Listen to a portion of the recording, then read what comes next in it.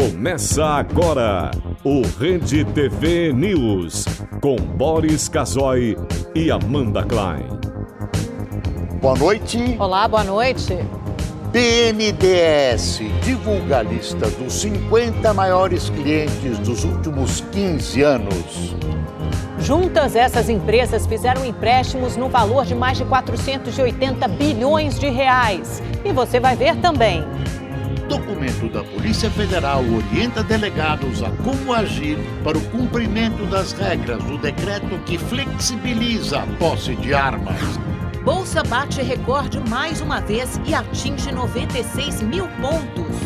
E você vai ver que tem muita gente aprendendo a aplicar e lidar com o sobe e desce das ações.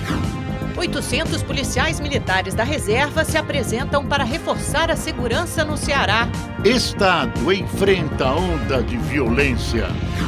O presidente da Venezuela, Nicolás Maduro, diz estar aberto ao diálogo para discutir a situação do país. A mensagem foi direcionada ao presidente americano Donald Trump. Sobe para 21 o número de mortos no atentado na Colômbia. Autor do ataque pertencia ao grupo rebelde Exército de Libertação Nacional. Estas e outras notícias você acompanha em instantes no Rede TV News.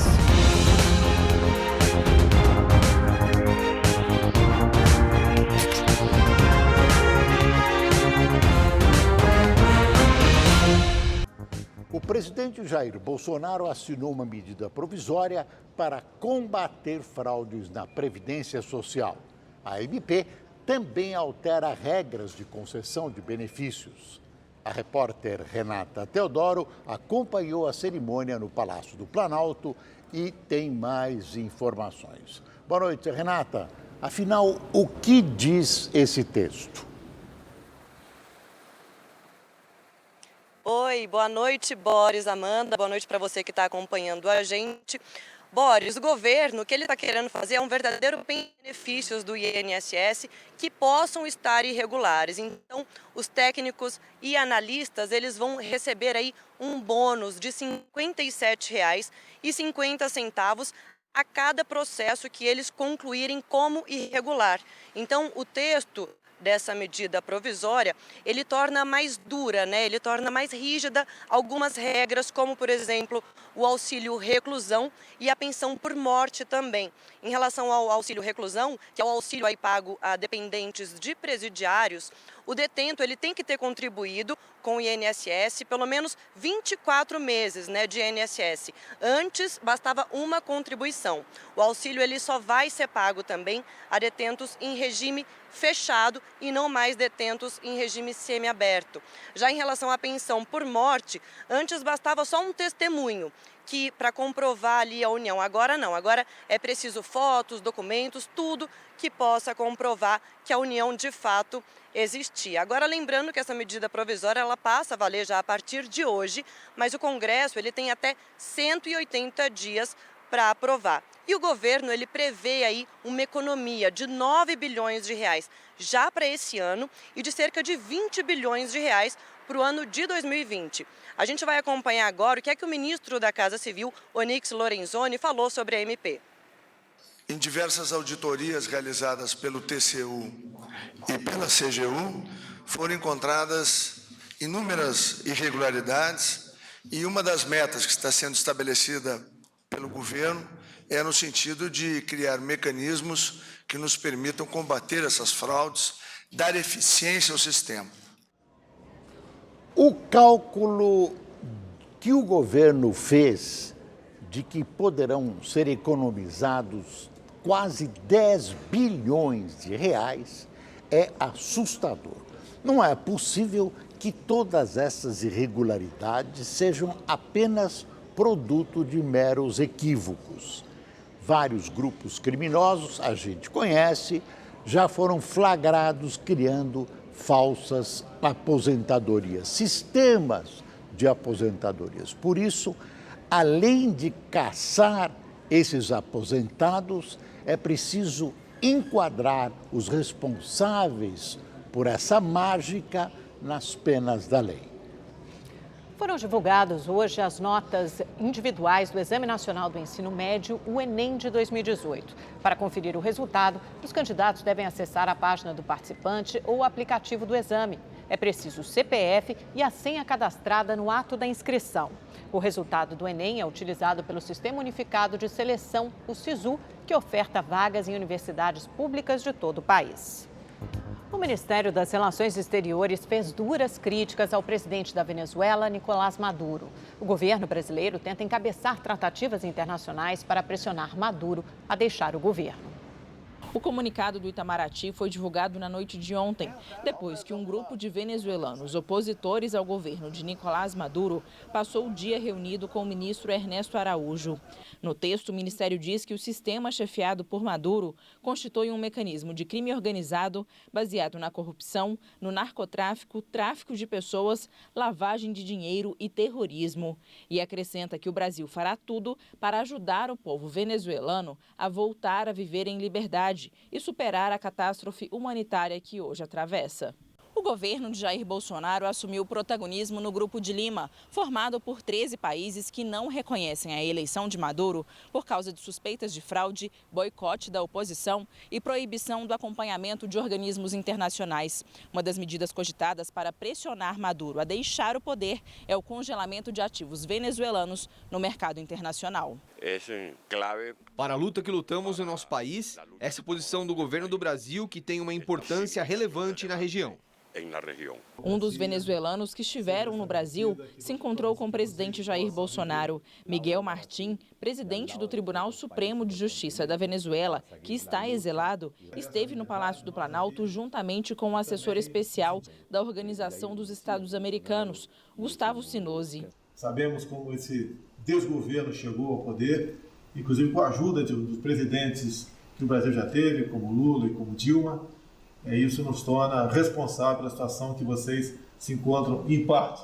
Então a gente pede a Deus, em primeiro lugar, e depois nós faremos sim, continuaremos fazendo tudo possível para restabelecer aí a ordem, a democracia e a liberdade. Então ao povo da Venezuela, a gente pede resistência, muita fé e eu acredito que a solução virá brevemente. Representantes do governo norte-americano também participam das tratativas para pressionar Maduro, já que os Estados Unidos não reconhecem a eleição.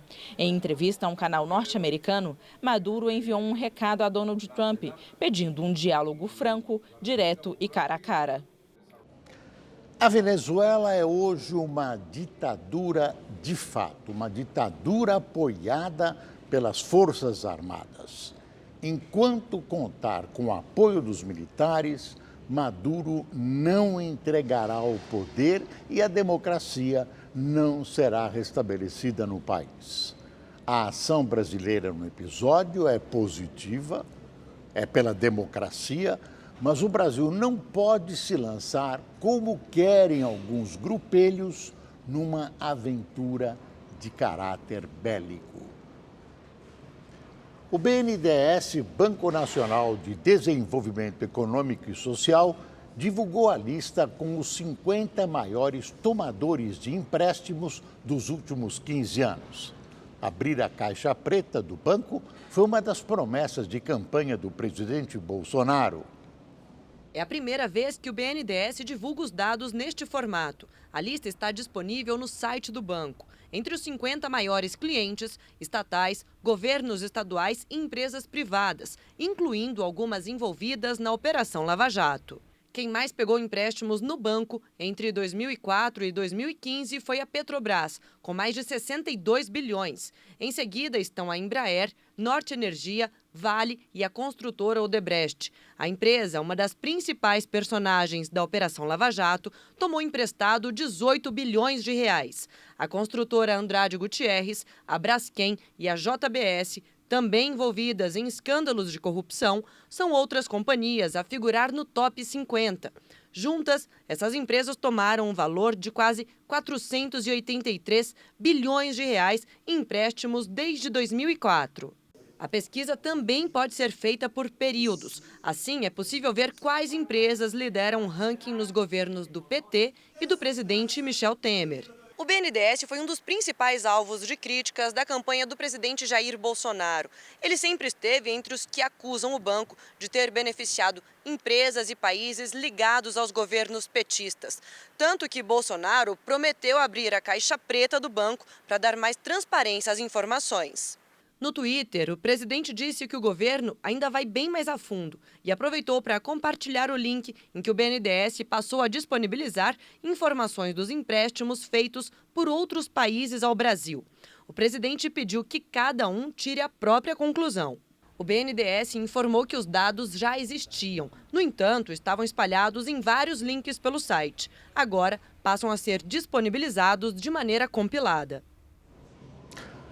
O BNDES funcionou como um ariete político para os amigos e compinchas dos governos petistas. Também existia uma fantasia de estimular o crescimento de determinadas empresas, transformá-las em enormes grupos, todas amigas do peito, inclusive para ter atuação internacional.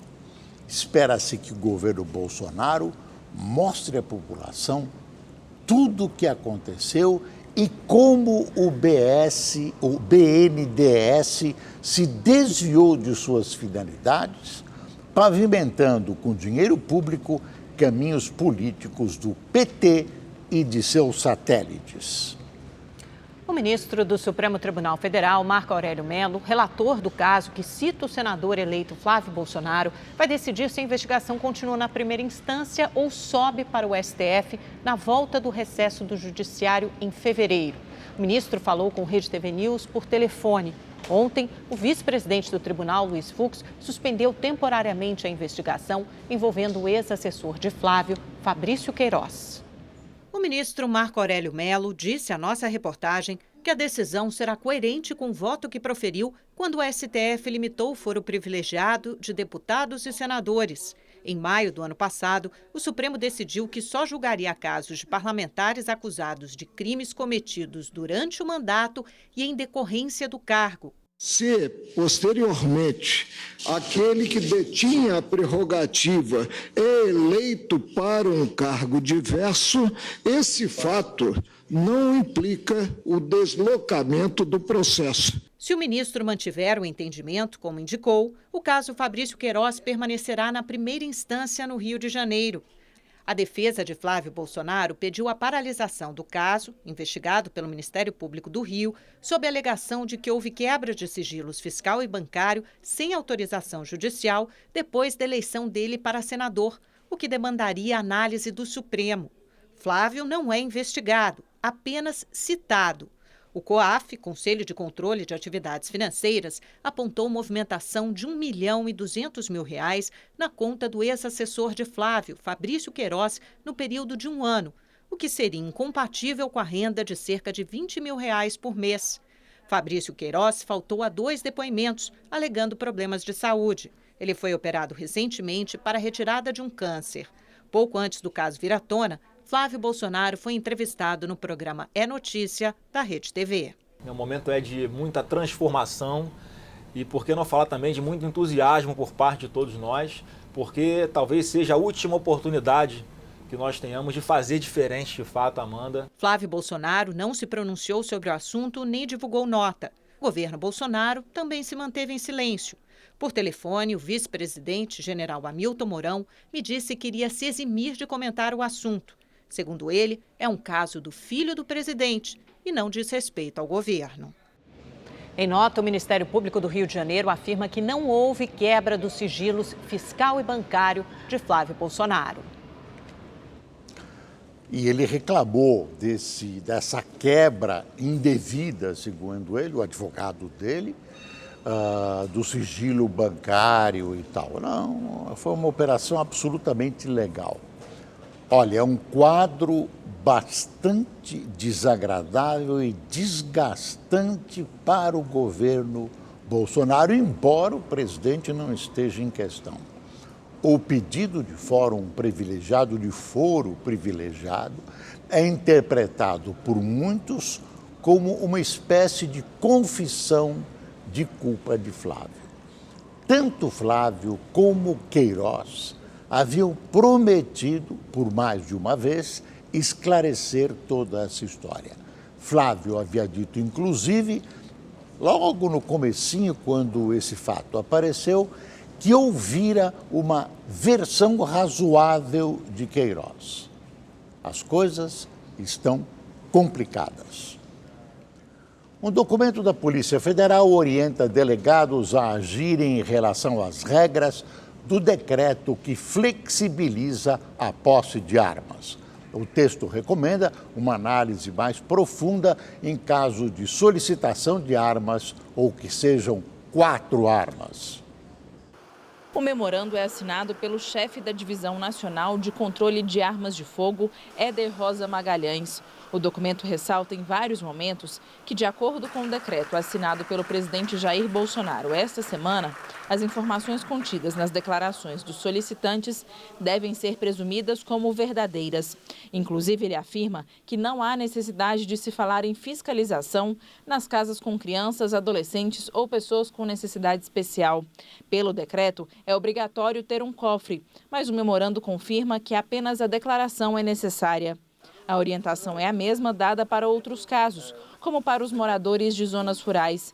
No entanto, o documento pede uma análise mais aprofundada quando as pessoas solicitarem a posse de mais de 4 armas. Segundo o texto, é preciso avaliar a efetiva necessidade para aquisição e transferência de armas de fogo, haja vista as nefastas consequências que um aumento exagerado do número de armas em poder dos cidadãos pode acarretar à incolumidade pública, ou seja, trazer riscos coletivos. Nesses casos, a palavra final será dos delegados regionais executivos das superintendências estaduais da Polícia Federal. O ex-governador do Rio de Janeiro, Luiz Fernando Pezão, virou réu em processo derivado da Operação Lava Jato no estado. O juiz Marcelo Bretas aceitou a denúncia contra Pezão, feita pela Procuradoria-Geral da República ao Superior Tribunal de Justiça. Ele é acusado de participar e dar continuidade ao esquema de corrupção de seu antecessor, Sérgio Cabral. Além de Pezão, outras 14 pessoas foram denunciadas. O ex-governador está preso desde dezembro em Niterói. Pezão nega que tenha cometido qualquer crime. O Ibovespa renovou seu patamar recorde de fechamento ao superar os 96 mil pontos, impulsionado pelo alívio nas negociações entre Estados Unidos e China e pela expectativa de retomada da Previdência, do Plano de Previdência. O principal indicador da Bolsa Brasileira subiu 0,78%. a 96.096 pontos. E o dólar terminou a semana em alta. A moeda americana subiu 0,23% hoje e foi vendida a R$ 3,76. E se você estiver pensando em aproveitar essa maré boa, essa maré alta no mercado de ações, vale a pena antes conferir a nossa comentarista de economia, Salete Lemos. Boa noite, Boris, Amanda, boa noite a você que nos acompanha aqui no Rede TV News. Quando o assunto é onde investir as sobras de orçamento, todo cuidado é pouco, Afinal, dinheiro não dá em árvore. E no Brasil, dinheiro custa muito trabalho e mais, custa muito imposto pago. Por isso, antes de mais nada, vamos dar uma conferida no Balanço Geral de 2018, ano passado, onde o destaque de melhor investimento ficou com dólar, uma alta acumulada de 17%, e Bolsa, Ibovespa, com alta acumulada de 15%. Para este ano de 2019, as expectativas não são muito diferentes. Com taxa de juros de 6,5%, vamos combinar, aumenta e muito o apetite de investidores por aplicações financeiras que trabalham com ações, ou seja, renda variável, o que explica essa onda forte de novas altas no volume negociado, volume de negócios realizados na Bolsa. A questão é, com 95, 96 mil pontos, ainda vale a pena, ainda tem espaço para investir na compra de ações? Toda precaução faz sentido, afinal, o mercado de ações tem características muito específicas. Presta atenção. Tanto assim que, você lembra, começou a subir forte no ano passado, final do ano passado, claro, pesquisas eleitorais a favor do candidato Bolsonaro, considerado o candidato do mercado financeiro.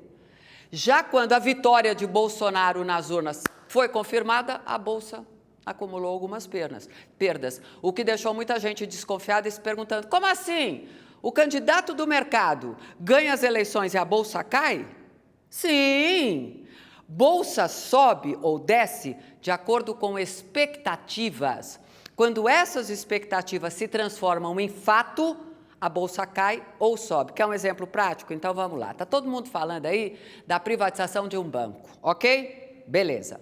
As ações desse banco começam a subir e ganhar as postas, subindo, muito com essa expectativa de privatização. Já quando o banco é finalmente vendido, é privatizado, as ações caem. É assim mesmo, gente. E isso vale para responder a sua pergunta, se nós temos ou não ainda a chance de sucesso no investimento em bolsa. Meu palpite é, sim, vale. São muitas as expectativas ainda de privatizações, concessões com reformas constitucionais. São temas que, se confirmados, vão fortalecer muito nossa economia, nossas empresas, bancos, melhorando performance, valorizando os seus papéis, suas ações. É esse o intervalo que nós temos de aproveitar, é o intervalo entre a expectativa e a confirmação do fato. No mercado tem muita gente falando aí, ó, a Bolsa vai chegar em 130 mil pontos, o que quer dizer que temos um espaço para ganhar dinheiro no mercado de ações. Vale a pena procurar uma corretora, seu banco, conversar com o seu gerente, pesquisar sobre as muitas opções que são oferecidas pelo mercado financeiro e que trabalham com o mercado de ações. No mais, boa sorte e até semana que vem. E ainda falando sobre a Bolsa, podemos dizer que com a melhora da economia, tem muita gente aprendendo a aplicar e lidar com o sobe e desce das ações.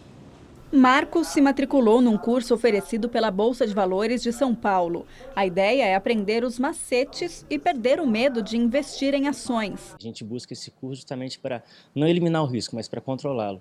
Eu acho que quanto mais conhecimento a gente tem, a gente acaba diminuindo o receio aos pouquinhos e indo praticando. Rosilei já tem experiência em investimentos de renda fixa. Agora pretende arriscar um pouco mais a curto prazo. Esse investimento é o que dá mais resultado imediato. Tem perdas também, por isso que a gente tem que aprender para não ter muito prejuízo, né? Os alunos não viram expert no assunto, mas passam a ter uma visão global do mercado. Aprendem a administrar os riscos e a maneira certa de investir e lucrar no pregão eletrônico. Então a gente começa falando um pouquinho sobre a estrutura, como o mercado financeiro é, quem são os players, ou a importância desses agentes para o mercado. Depois a gente vai para os produtos e, por último, a gente chega nas estratégias. Existem várias formas de operar na Bolsa, desde visão de curto prazo até visão de longo prazo. Assim, entender esses painéis repletos de números já não assusta tanto quanto antes. De 2002 para 2018, o número de pessoas físicas que investem na Bolsa subiu de 85 mil para mais de 800 mil, sendo que o maior aumento foi no ano passado, com quase 200 mil investidores a mais. Isso porque, para muita gente, aumentou também a confiança no futuro da economia. São pessoas de menor renda que fazem investimentos mais simples, nada de milhares ou milhões de reais. São valores menores, mas que a longo prazo geram um bom rendimento. O otimismo com o cenário econômico atual vem contribuindo para o aumento da procura por investimentos arriscados. A prova é que o Ibovespa, o principal indicador de desempenho do mercado de ações no Brasil, alcançou a segunda maior alta global nesse começo de ano. Isso tem feito com que as ações das empresas subam e, consequentemente, o potencial de ganhos. Isso acaba atraindo as pessoas que muitas vezes nunca investiram na vida na Bolsa de Valores, mas ao lerem uma notícia positiva acham que tem oportunidade de ganhar dinheiro. O homem acusado de ser um dos maiores distribuidores de pornografia infantil está preso no Rio de Janeiro. Ao vivo, o repórter Tony Vendramini tem mais informações sobre esse caso. Conta pra gente, na verdade ele já tinha sido preso, mas essa informação só foi revelada pela Justiça agora, Tony. Boa noite. Exatamente. Boa noite, Amanda. Boa noite, Boris. Boa noite a todos que nos acompanham. O militar da reserva Jorge Righetti, de 67 anos, foi preso no ano passado em Nova Friburgo, na região serrana do Rio. Mas só agora a justiça retirou o sigilo do caso. Segundo o FBI, Jorge está entre os 100 maiores distribuidores de pornografia infantil pela internet do mundo. Ele tinha em casa cerca de 700 mil fotografias armazenadas em computadores. O material foi apreendido em outubro em uma operação da Polícia Federal. Jorge chegou a organizar um programa de computador para catalogar as fotos, usando como parâmetro a idade das crianças. Pelo crime, ele pode ser condenado a 6 anos de prisão. Vivo do Rio de Janeiro, Tony Vendramini, para o Rede TV News. No Ceará, 800 policiais militares da reserva se apresentaram hoje para reforçar a segurança em meio a uma onda de ataques criminosos no estado. Mais 150 agentes também começaram a trabalhar. Ao todo, o governo convocou cerca de 1.200 policiais e bombeiros militares. Os oficiais que estão na reserva há no máximo 5 anos e que moram no Ceará são obrigados a se apresentar. Essa foi uma das medidas adotadas pelo governo para reforçar a segurança em ônibus, prédios e equipamentos públicos. Desde o dia 2 de janeiro, foram confirmados pelo menos 210 ataques em mais de 40 municípios do estado. 383 pessoas foram presas.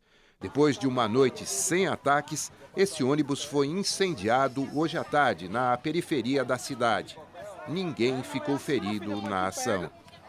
Câmeras de segurança registraram um assalto inusitado dentro de um prédio comercial com centenas de lojas no centro do Rio de Janeiro.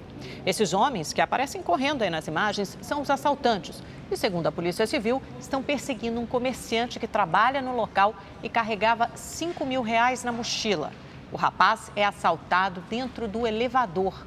Outras pessoas que estão por perto também são rendidas pelos bandidos armados. Além da mochila com dinheiro, eles roubam pertences da vítima, mas devolvem os documentos e não mexem com os outros. Eles fogem andando tranquilamente. A polícia tenta identificar a dupla.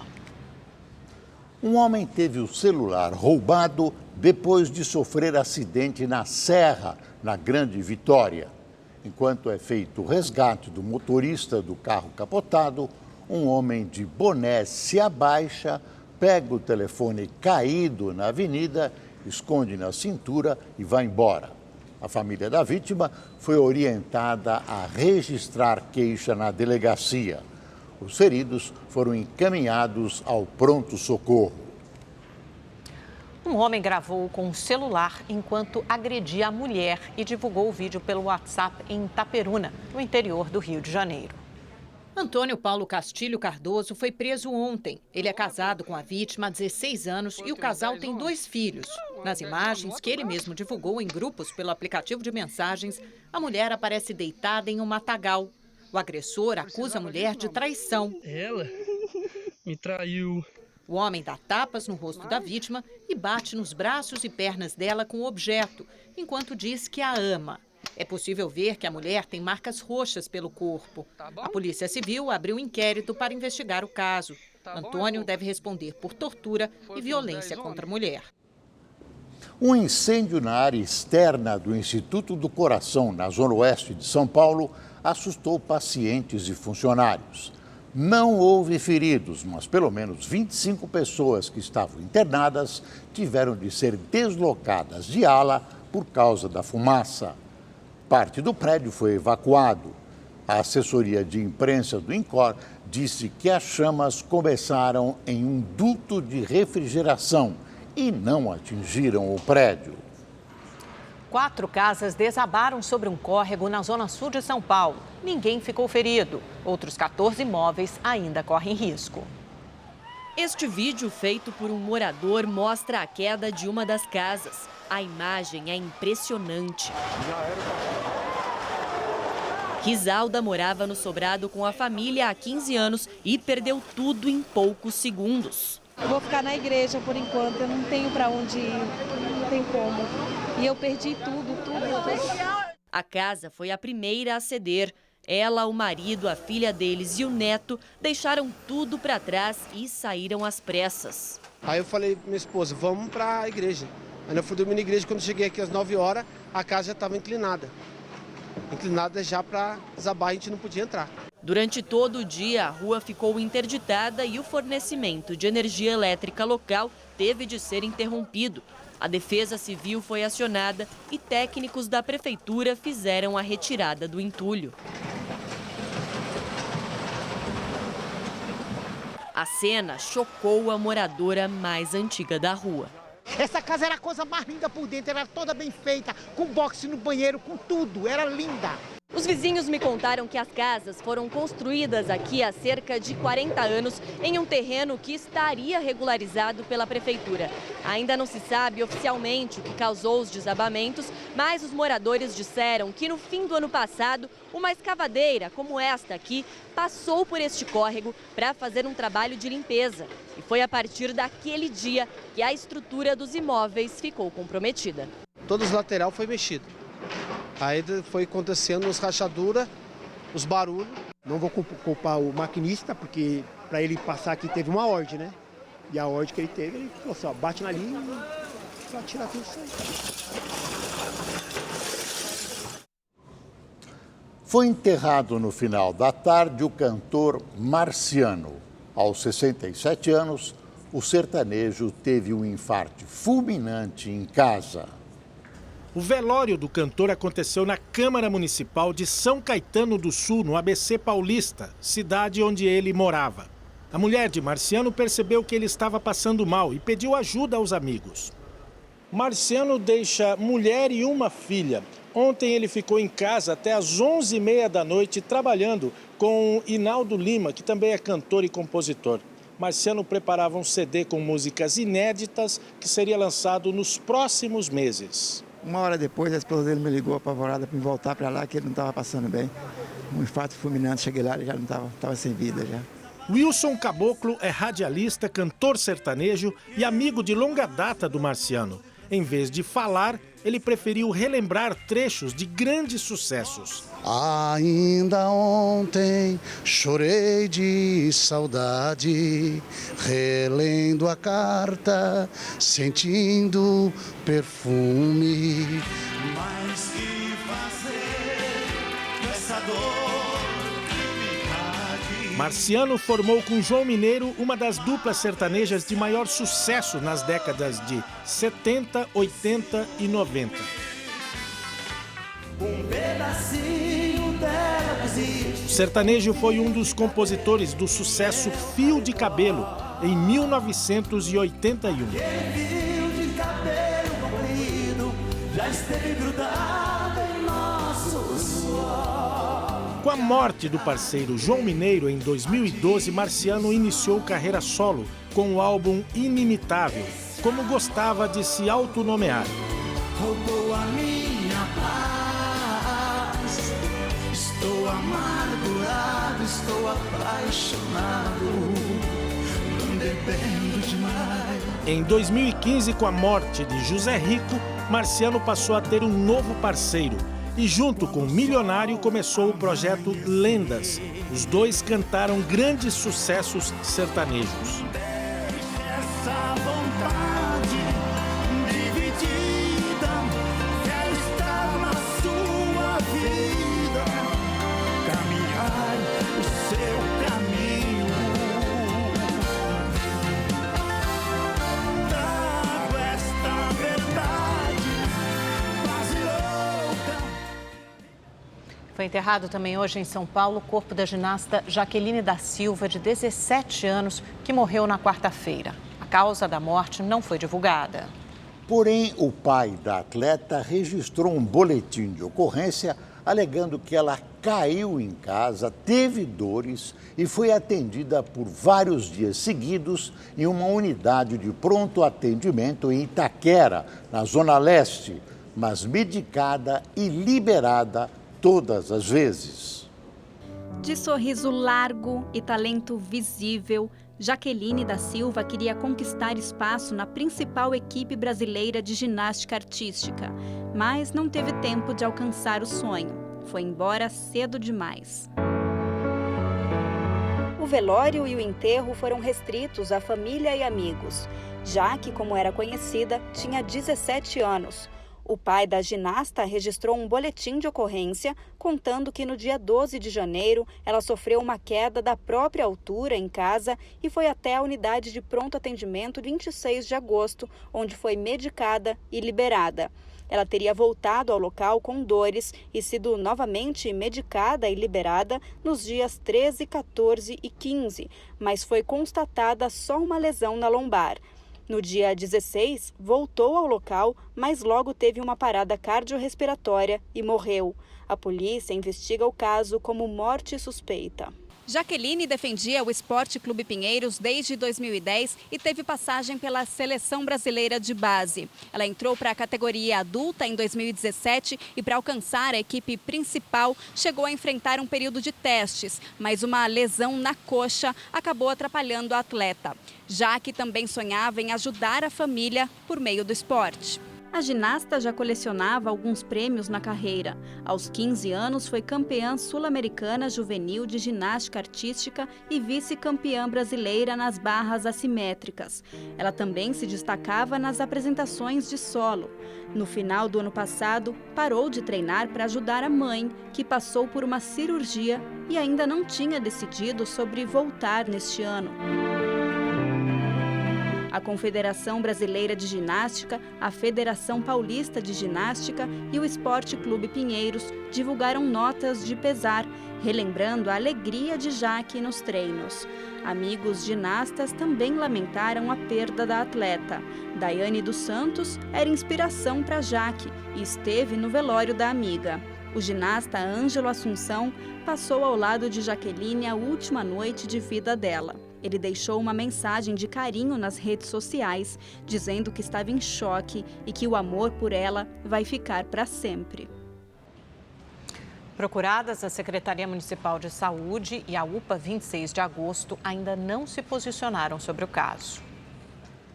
4,5 toneladas de maconha foram apreendidas nesta madrugada na zona rural de Atibaia, no interior de São Paulo. A droga estava escondida sob uma carga de milho em um caminhão. O veículo era descarregado no terreno de um pesqueiro desativado quando a polícia militar chegou depois de receber uma denúncia de um morador da região. 7 homens e uma mulher foram presos em flagrante. É a maior apreensão de maconha no estado de São Paulo nesse início de ano. Segundo a PM, a droga tinha vindo de Ponta Porã, Mato Grosso do Sul, da fronteira com o Paraguai, e seria distribuída na zona norte da capital paulista. Olha, é bom lembrar que a maior parte da violência e a criminalidade, a raiz disso tudo, que assolam o país, tem o tráfico de drogas como grande base. A base da violência e da criminalidade está nas drogas. A esperança está nas medidas que o ministro Sérgio Moro está preparando. O avanço e a ousadia do crime organizado são assustadores. Banhistas da praia de Irajá, em Matinhos, no litoral do Paraná, ficaram surpresos ao ver uma casa de madeira na areia. Ela flutuava sobre tambores na Baía de Guaratuba e servia de base para o cultivo de ostras. O vento forte de ontem à tarde soltou as amarras e ela foi levada pela água. Pescadores ainda tentaram impedir que ela se distanciasse, mas sem sucesso. E parece que tem previsão de mais chuva lá para o sul do Brasil. A Gabriela de França já está aqui com a gente e tem as informações do tempo em todo o Brasil. Gabi, boa noite. Boa noite, Boris, Amanda, boa noite para todo mundo. Olha, ontem a gente alertou aí sobre o temporal previsto para o sul do Brasil. Dito e feito, viu? Em Santa Catarina, a gente vai ver imagens aí, a chuva veio acompanhada de muita ventania e causou estragos em várias cidades. O município de Penha, no litoral norte de Santa Catarina, decretou situação de emergência. Várias ruas ficaram assim, olha, cobertas de água, né, alagadas. Parte do muro e do telhado desse estacionamento desabou sobre esses carros que ficaram olha só, completamente destruídos. Teve muita chuva também na Grande São Paulo, agora no finalzinho da tarde. A gente vê imagens de Diadema, as ruas completamente alagadas. Mais um dia complicado aí, né, para o motorista, para o motociclista e para as pessoas. Olha só a altura que a água chegou. Bom, a gente tem falado e mostrado aí a chuva que tem caído em grande parte do Brasil. Apesar disso, tem chovido abaixo da média nesse mês de janeiro no Sudeste, principalmente, olha só, no Rio de Janeiro e em Vitória, onde só choveu 5% do previsto para todo o mês de janeiro. A gente já passou da metade do mês, sendo que esse é o mês mais chuvoso. A situação é um pouco melhor em São Paulo, ainda assim falta chover ainda metade do esperado para todo esse mês. Por outro lado, as cidades que têm recebido mais chuva em janeiro estão no Norte e Nordeste, sendo que em São Luís já choveu aí mais do esperado para todo o mês. Bom, gente, amanhã a gente continua com o mapa aí todo verdinho. Isso significa que ainda tem previsão de chuva em grande parte do Brasil. Na maioria das cidades do estado é aquela chuva fraca, isolada, que cai em alguns pontos da cidade. Agora, chuva mesmo, para valer, chuva forte, com trovoadas, ventania, até chance de granizo, é esperada nessas áreas em destaque. Isso acontece aqui, olha, entre o Ceará, Piauí, Maranhão, pegando áreas do leste do Pará. Nessa outra área aqui, entre Rondônia, norte do Mato Grosso. Muita chuva amanhã também entre Brasília, Campo Grande aqui no Mato Grosso do Sul, interior de São Paulo e no sul do Brasil. Sendo que no Rio Grande do Sul, a situação de alerta máxima, já choveu muito, amanhã deve chover mais ainda, principalmente nas áreas aqui que fazem fronteira com o Uruguai. E a situação é preocupante porque com essa chuvarada toda, os rios já estão transbordando, né? Quase 5.000 famílias estão desabrigadas aí por conta das cheias dos rios que cortam o estado gaúcho. Em Porto Alegre, o tempo só deve abrir mais e melhorar, essa chuva diminui no domingo. Na segunda-feira é que o sol volta a brilhar, porque amanhã, sábado, olha só, chove o dia inteiro e a máxima não passa dos 24 graus, bem mais fresquinho que no restante do Brasil, onde as temperaturas seguem altas aí na casa dos 30 graus. Na capital paulista, amanhã sol o dia todo, máxima de 35 graus. Agora, gente, no Rio de Janeiro, mais uma vez, aí a capital fluminense vai ter aí um final de semana de muito sol, rumo aos 40 graus, máxima de 38, mas deve passar fácil, sol brilha o dia todo e a chance de chuva é mínima. No litoral paulista, em Santos, mais sol, calor, vai dar para aproveitar bem a praia, 35 graus de máxima, só tem previsão de chuva a partir da tarde. Agora, em Recife, o sol aparece entre muitas nuvens, o tempo fica bastante instável, chove a qualquer momento do dia, máxima de 29 graus. Ou seja, Amanda, o tempo está mais fresquinho no Nordeste do que no Sudeste do Brasil, onde o sol aparece com mais força e fica mais quente também. Vamos aproveitar nosso fim de semana ensolarado. Isso Obrigada, mesmo, gente. Gabi. Tchau, tchau. Até segunda-feira. Subiu para 21 o número de mortos no ataque com um carro-bomba em Bogotá. O governo colombiano responsabilizou o grupo guerrilheiro Exército da Libertação Nacional pelo atentado. Os detalhes com a repórter Luciana Tadeu. Imagens divulgadas pelo governo colombiano mostram o percurso da caminhonete que levava 80 quilos de explosivos rumo à escola de cadetes. Mas as autoridades ainda não sabem de onde José Aldemar Rojas Rodrigues, identificado como motorista, partiu. Ele aproveitou que um portão da escola de cadetes estava aberto para invadir o local em alta velocidade. Ele chegou a ser abordado por um oficial, mas deu ré. O veículo explodiu perto de um dormitório feminino. Segundo o ministro da Defesa colombiano, o motorista fazia parte do grupo guerrilheiro Exército de Libertação Nacional há 25 anos. E não em nenhum outro grupo armado organizado. Segundo o governo, o criminoso atuava como instrutor e chegou a ensinar membros do ELN na Venezuela sobre o uso de explosivos. Ele também tentou integrar as Farc, mas não foi aceito pelo ex-grupo guerrilheiro, que acabou assinando um acordo de paz com o governo em 2016. O governo afirma que o ataque de ontem foi planejado por mais de 10 meses. Um suspeito, identificado como Ricardo Carvajal, foi preso. Ele teria reconhecido em uma ligação a participação no atentado. Todos os mortos eram cadetes da polícia e tinham entre 17 e 22 anos. Mais de 60 pessoas ficaram feridas, entre elas uma menina de 3 anos. A maioria já deixou o hospital. Luciana Tadeu, de Buenos Aires, para o Rede TV News. O presidente dos Estados Unidos, Donald Trump, e o ditador da Coreia do Norte, Kim Jong-un, vão se reunir pela segunda vez no mês que vem. A informação foi confirmada hoje pela Casa Branca. O encontro deve acontecer no fim de fevereiro. A data e o local da cúpula ainda serão anunciados. A nova reunião foi confirmada após Donald Trump e o secretário de Estado americano Mike Pompeo receberem um dos principais negociadores norte-coreanos. Trump e Kim Jong-un se reuniram pela primeira vez em junho do ano passado, em Singapura. O presidente da Venezuela, Nicolás Maduro, disse estar aberto ao diálogo para discutir a situação do país. Maduro quer se encontrar com Donald Trump para um diálogo franco e direto, segundo ele. O venezuelano vem sendo pressionado por parte da comunidade internacional a deixar o cargo. Ele tomou posse para o segundo mandato na semana passada, mas as eleições não foram reconhecidas pela oposição e por vários países, incluindo o Brasil. O ex-ministro Antônio Palocci relatou em delação premiada à Polícia Federal que entregou propina em espécie da Odebrecht para o ex-presidente Lula. O depoimento foi realizado no dia 13 de abril do ano passado, uma semana depois do ex-presidente Lula ser preso. Segundo Palocci, os repasses teriam acontecido em 2010. As quantias somadas totalizariam 15 milhões de reais depois que Odebrecht entrou no negócio da usina de Belo Monte, isso sempre segundo o relato de Palocci. Os valores teriam sido entregues em dinheiro vivo por Palocci a Lula e eram escondidos em caixas de celular e de uísque. Em nota, a assessoria do ex-presidente Lula diz que Antônio Palocci inventou histórias sobre ele.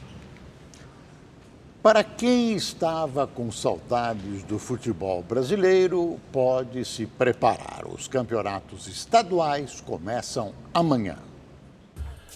No Rio de Janeiro, teve festa para comemorar o início do estadual, que este ano vai homenagear Zagallo, o velho lobo. Mário Jorge Lobo Zagallo.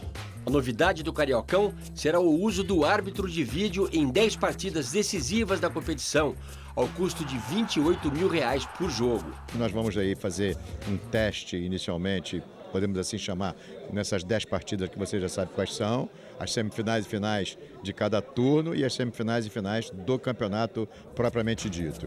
Em campo, quem promete esquentar o campeonato é o Flamengo, que não poupou em contratações. Esse negócio de favoritismo na boca, não é nada, favoritismo ele tem que ser mostrado na arena. No Sul, o Campeonato Gaúcho terá uma edição especial. O torneio completa 100 anos de história. Para não fazer feio na temporada, a Grêmio e Internacional apostaram em quem sabe fazer gols. O atacante Felipe Viseu, que pertence ao Udinese, foi emprestado por uma temporada ao tricolor e logo de cara quis agradar o comandante Renato Gaúcho.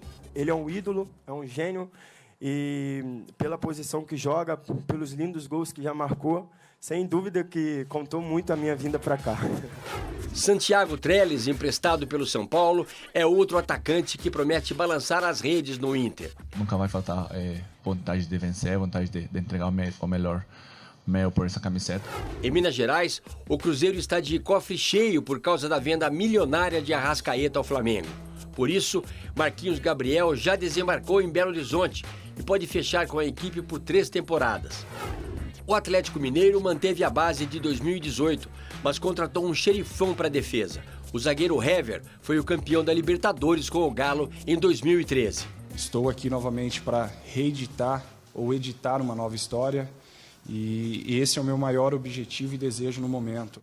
Assim como o Hever no Galo, o Corinthians recorreu ao velho conhecido para comandar o time. Trouxe o bicampeão paulista Fábio Carille, que tem agora a chance de aumentar a hegemonia do Corinthians no campeonato. O Corinthians já foi campeão 29 vezes no Paulistão. E Fábio Carille assume sem medo do título de salvador da pátria. Eu tenho que assumir essa responsabilidade também, né? Escalar, definir a forma de jogar, ela é minha, mas só que depois lá dentro do campo não é no meu pé que a bola está, então a decisão ela tem que ser tomada muito bem por eles também. A gente dividir responsabilidade é muito importante. Mas não tem como negar que o Palmeiras chega como favorito para o Paulistão. Mesmo sem poder contar com o Ricardo Goulart, que ainda se recupera de lesão, o que não falta no campeão brasileiro é jogador. O São Paulo não economizou para se reforçar. Contratou o atacante Pablo Felipe por 26 milhões de reais. De quebra, deu um presentão para a torcida. O ídolo Hernanes voltou em definitivo. Aqui é São Paulo. A Cidade Maravilhosa foi eleita pela Unesco como a primeira sede da capital mundial da arquitetura. O evento, que será realizado no Rio de Janeiro, reunirá arquitetos e urbanistas do mundo todo para discutir temas como planejamento urbano, cultura e mobilidade. Uma cidade cercada de belezas. O Rio de Janeiro desperta a atenção do mundo. Se o carioca já se orgulhava do Cristo Redentor, eleito em 2007, uma das 7 maravilhas do mundo moderno e patrimônio da humanidade em 2012, imagine agora. Eu sou apaixonada pelo Rio de Janeiro. Eu ando fotografando as coisas antigas, mostrando, meu Deus, isso aqui, eu digo assim, eu faço um turismo o dia inteiro no Rio de Janeiro. A primeira capital mundial da arquitetura foi escolhida pelo seu passado arquitetônico, histórico e cultural. A lista é grande. O arqueduto que servia para abastecer a cidade de água no século XVIII e se transformou nos famosos Arcos da Lapa. O luxuoso Copacabana Palace. O Teatro Municipal, uma verdadeira joia no coração da cidade. Os novatos Museu do Amanhã e Museu de Arte do Rio. Não é à toa que tanta gente para na frente desses pontos para fotografar. Que gosta de andar e ver os prédios bonitos é um motivo de orgulho para nós. Para que o Rio de Janeiro recebesse o título de capital mundial da arquitetura, foi levada em consideração a diversidade urbana. E claro que uma construção famosa no mundo inteiro não ficaria de fora: o Maracanã, templo do futebol. Eu morro de alegria, meu coração chega a bater de alegria, que a melhor coisa que tem é o Maracanã. Se acabar o Maracanã, acaba o mundo. O título foi concedido hoje em Paris pela Unesco. O prefeito, Marcelo Crivella, mandou uma mensagem. Nosso compromisso é o de transformar o ano de 2020 em um marco na história cultural da cidade. O Rio merece o título de Cidade Maravilhosa, mas ainda tem muitos desafios pela frente. A rede de transporte de trens urbanos, acho que ela é uma obra que está merecendo ser feita. Eu acho que a urbanização de favelas, também para a gente integrar essa população, pensando exatamente nessa qualidade de vida, que eu acho que o Rio de Janeiro já tem, mas pode melhorar muito. O Rede TV News fica por aqui. Uma ótima noite para você. Boa noite e até amanhã.